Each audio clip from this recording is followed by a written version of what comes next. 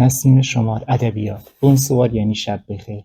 ای نسیم این خلق را بیدار کردی بونسوار، جاهلان مست را هوشیار کردی بونسوار. 8 سال از بهر ما زحمت کشیدی آفرین، شعرها را بر دهان خلق دیدی آفرین.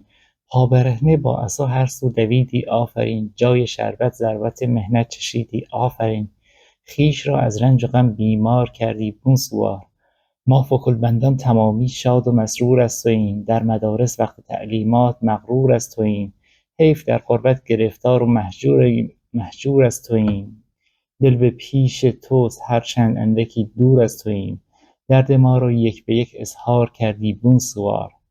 سوی صحرا کن گذر، فصل بهار است ای نسیم، باغ از باد بهاری مشکبار است ای نسیم.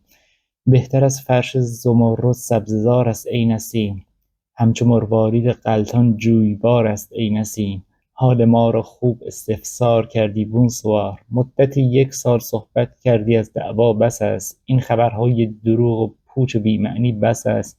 وین همه خون ریختن در کوه و در صحرا بس است، غرق کشتیهای جنگی در دل دریا بس است.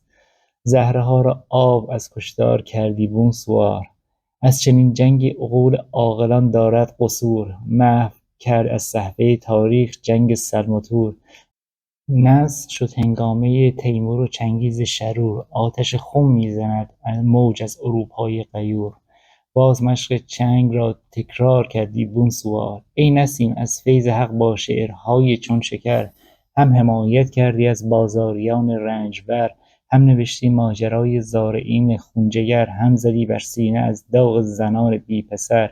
چهره را از گریه چون گلنار کردی بونسوار.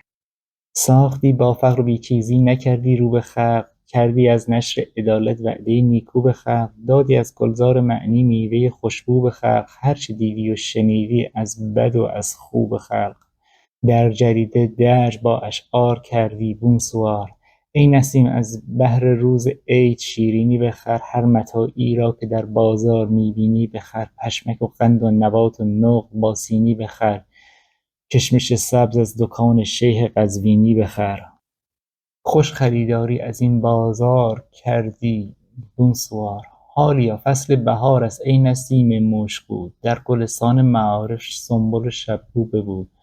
وین بنفشه صف کشیده دسته دسته طرف جو، بر سر گل بلبل از توحید دارد گفتگو. کشف این مطلب قلندروار کردی بونسوار، بعد از این شبها مثال روز روشن می شود، مجلس شورا قوانینش مبرهن می شود. هر خیانتکار تکلیفش معین می شود، ای بسا مردی که روز امتحان زن می شود. اندرین مشروطه خوش رفتار کردی بونسوار، خاک ایران تا قیامت شهره در افواه باد، مردمان بی پناهش را خدا همراه باد. حافظ ناموسشان شرع رسول الله باد، سکه دولت به نام نیک احمدشاه باد. روح را از معرفت سرشار کردی بونسوار.